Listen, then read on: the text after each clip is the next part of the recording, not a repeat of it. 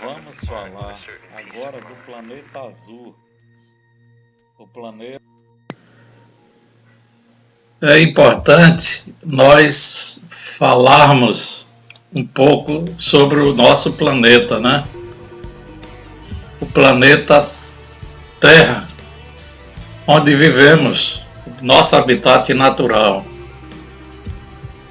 Então, é importante que nós conheçamos o nosso sistema solar, né? A gente, neste momento, iremos falar sobre o planeta Terra, sobre a Lua, que é o satélite natural da Terra, que é o luzeiro da noite, como está escrito nas Escrituras Sagradas, e também vamos falar um pouco sobre a estrela do Sol, que é o Sol, né? Que é o luzeiro do dia, que o nosso sistema solar, ele é quem ilumina todos os corpos celestes que orbitam a nossa estrela central, né? Que é o Sol. Então vamos falar também um pouquinho do Sol, né? Por exemplo, a Terra é o terceiro planeta próximo do Sol, a uma distância de cerca de 150 milhões de quilômetros, ou seja, 93 milhões de milhas, ou o ar.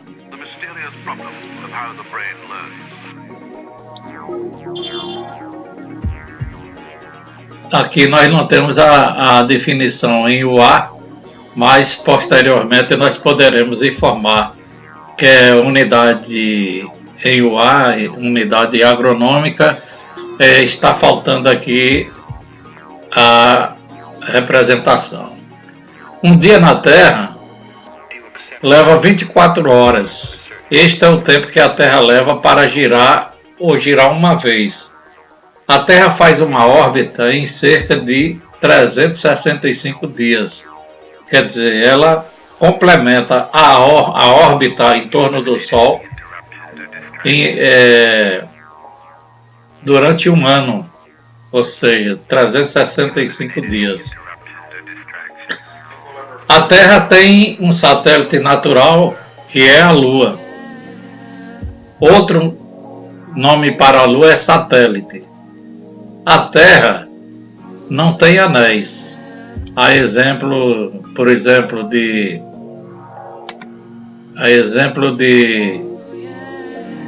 Saturno, Urano, Netuno, que possui anéis, nem o planeta Terra possui anéis, nem também o planeta Vênus não possui anéis.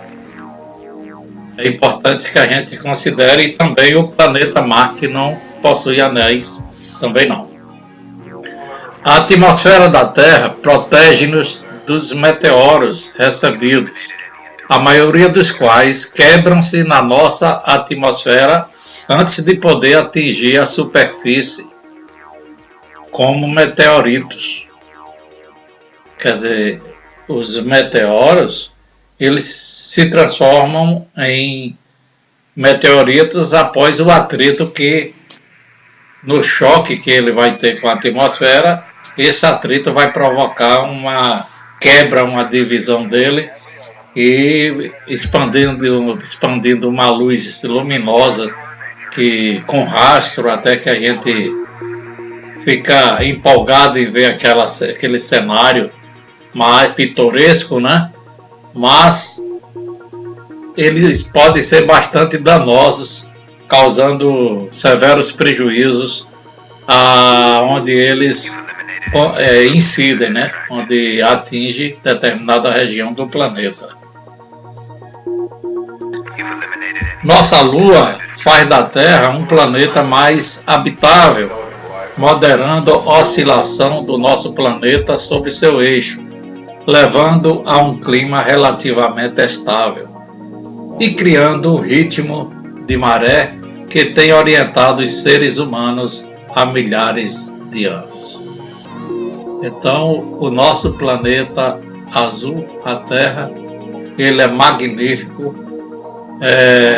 constituído de grandes riquezas que ao longo do tempo não se exauriram através da exploração humana, a depredação humana.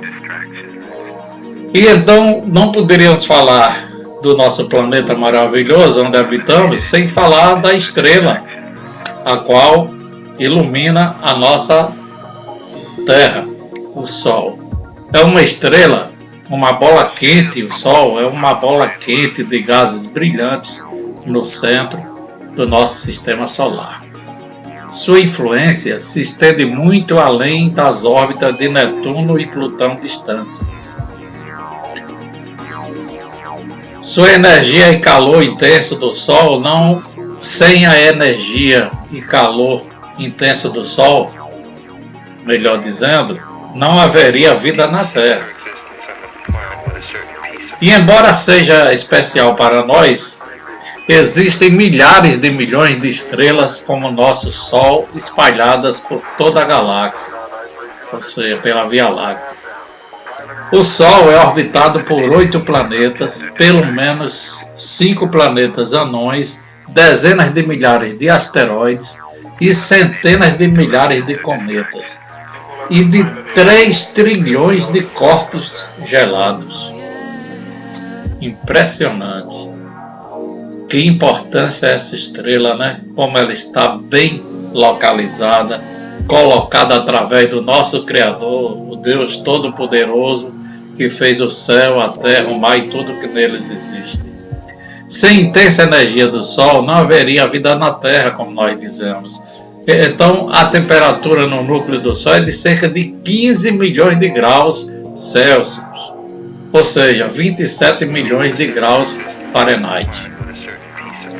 Então, meus amigos, minhas amigas, onde você estiver, em qualquer parte do Brasil, eu estou aqui, como eu disse, aqui em Alagoinhas, na Bahia.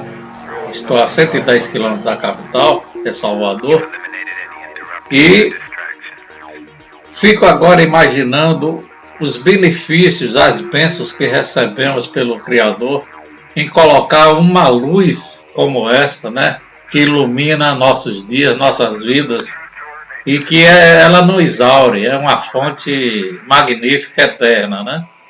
Apesar de que a ciência dizer ao contrário, que dentro de X ou N anos, talvez o núcleo do Sol não produza mais a energia necessária a dominar o nosso sistema solar, que ela seria destruída, mas Deus quem criou, Ele conhece todas as estrelas do universo pelo nome.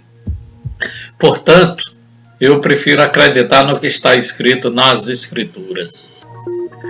Então, quando a gente fala em Escrituras, já que nós falamos do nosso planeta e também da nossa estrela, o Sol, vamos falar um pouquinho a respeito da criação, se utilizando daqui da biblioteca online jw.org, Biblioteca Online da Torre de Vigia, o que diz a respeito da criação, a verdadeira história da criação.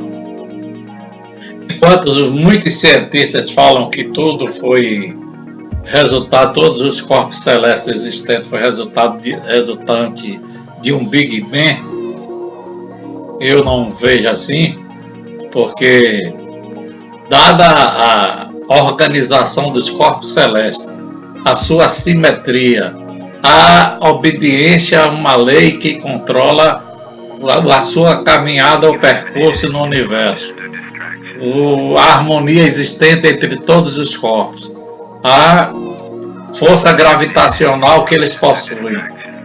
Como vimos nas viagens e missões espaciais, que existem as missões onde vão sondar, o homem vem revelando através da NASA grandes descobertas a respeito dos corpos celestes e o que de verdade neles existe, de forma muito empírica até, mas com o tempo a gente vai ter clareza das riquezas existentes realmente em cada corpo celeste desse. Então,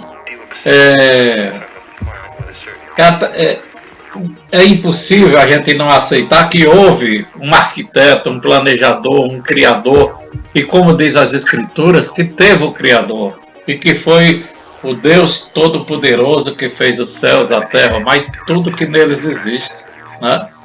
Tanto ele como o filho dele, que estava com ele na criação. Então, meus amigos, é importante que a gente olhe com os olhos de ver que nada disso poderia existir, não só os corpos celestes do universo, como as estrelas, os planetas, os exoplanetas, as galáxias, a Via Láctea, né? E as globulosas, os asteroides, né? Os cometas e tantos outros corpos celestes, né? Não poderiam existir, né? Sem que tivesse um autor. Então vamos falar um pouco do que diz essa importante biblioteca, que diz assim: a verdadeira história da criação. Bilhões de pessoas já leram ou ouviram o que a Bíblia diz sobre o início do universo. Esse relato, escrito há 3.500 anos, começa com uma frase bem conhecida: no princípio Deus criou os céus e a terra. Isso você pode ver em Gênesis, né? 1.1. Mas muitas pessoas desconhecem o fato de que os líderes da cristandade, incluindo os chamados criacionistas e fundamentalistas, distorceram o relato bíblico da criação. Você vê, né? Quanto maior o conhecimento da ciência, mais o ateísmo domina, né? Então, foge da realidade da criação e ficam atrás de teses, teorias fictícias, né? Que deixam o homem cada vez mais um pouco duvidoso. Mas, para quem acredita na criação, como eu, e tem fé em Deus e na sua obra maravilhosa, então jamais iremos fugir disso. Só que os incautos é que vai acreditar nessa balela, né? Isso resultou em diversas histórias fantasiosas, bem diferentes do que a Bíblia realmente diz. Essas interpretações distorcidas são contrárias às evidências científicas. Embora essas histórias não estejam na Bíblia, elas fazem com que muitas pessoas considerassem o relato bíblico um mito. A verdadeira história da criação registrada na Bíblia é desconhecida por muitos, infelizmente, né? Entre parênteses que eu falo. É uma pena, né? Pois a Bíblia apresenta uma explicação lógica e confiável sobre o início do universo. Além disso, essa explicação está de acordo com as descobertas científicas. Com certeza você se surpreenderá ao descobrir a verdadeira história da criação contada pela Bíblia. O Criador que não foi criado. O relato bíblico da criação se baseia no fato de que existe um ser supremo, todo-poderoso, que criou todas as coisas. Quem é ele? Que tipo de pessoa ele é? A Bíblia revela que ele é bem diferente das deidades veneradas pela cultura popular e pelas principais religiões. Ele é o Criador de todas as coisas, mas a maioria das pessoas sabe muito pouco sobre ele. Infelizmente, né? Deus é uma pessoa. Ele não é uma força sem personalidade que vaga sem rumo pelo universo. Ele pensa, tem sentimentos e tem objetivos. Deus tem poder e sabedoria infinitos. Isso explica as estruturas complexas encontradas em toda a criação, principalmente nos seres vivos. Deus criou toda a matéria física, por isso pode-se concluir que ele não é formado por elementos físicos que ele mesmo criou. Em vez disso, ele é de natureza espiritual ou material. A existência de Deus não é limitada pelo tempo. Ele sempre existiu e sempre existirá. Por isso, ele não teve um criador. Deus tem um nome que aparece milhares de vezes na Bíblia. Esse nome é Jeová, ou YHWH. Jeová Deus ama as pessoas e se importa com elas. Quanto tempo Deus levou para criar o universo? A Bíblia declara que Deus criou os céus e a terra. Essa declaração, apesar de abrangente, não entra em detalhes quanto ao tempo gasto na criação do universo, nem quanto aos métodos usados para formá-lo. E que dizer da bem conhecida crença dos criacionistas de que Deus criou o universo em 6 dias de 24 horas?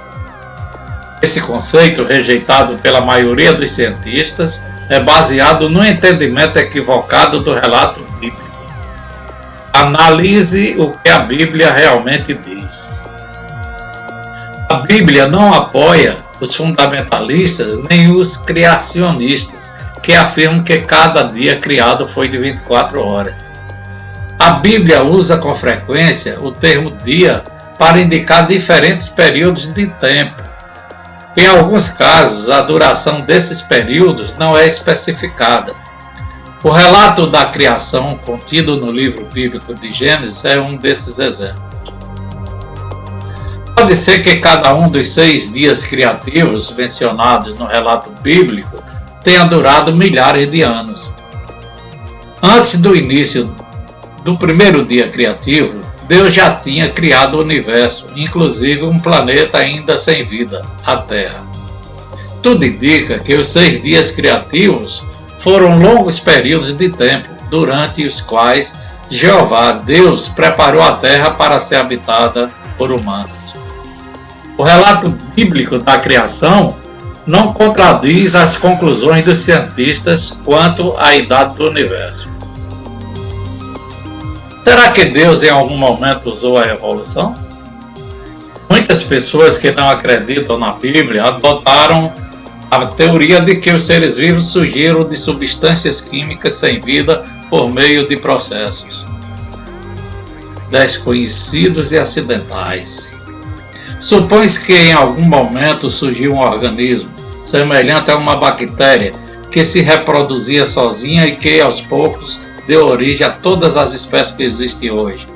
Em resumo, isso significaria que o incrivelmente complexo ser humano evoluiu de uma bactéria.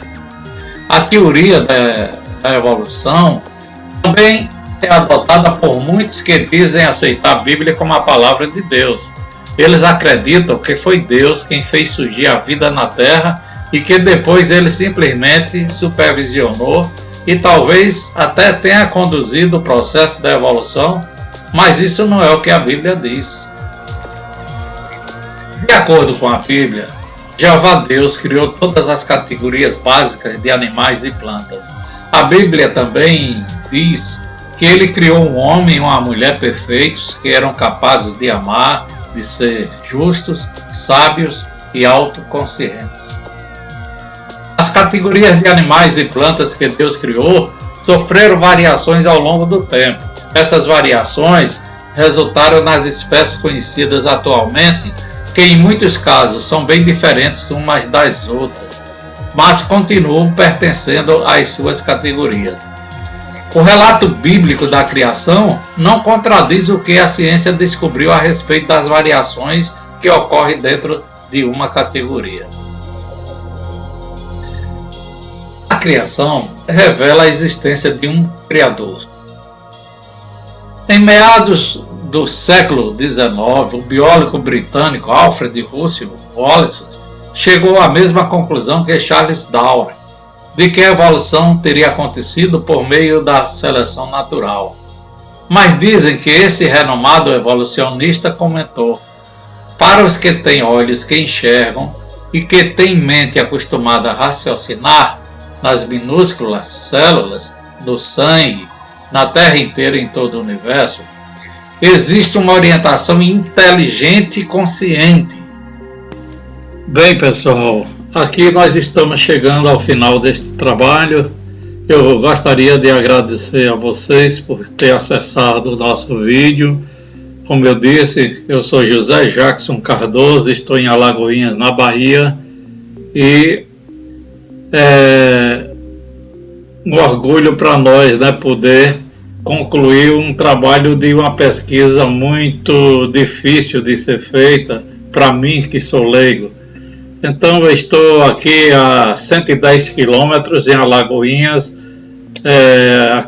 próximo da capital de Salvador, na Bahia, Brasil, à sua inteira disposição. Aqui vai as nossas saudações GGC. Um abraço do nosso seu amigo José Jackson Cardoso. As suas ordens sempre, hoje e sempre. Amém. Obrigado.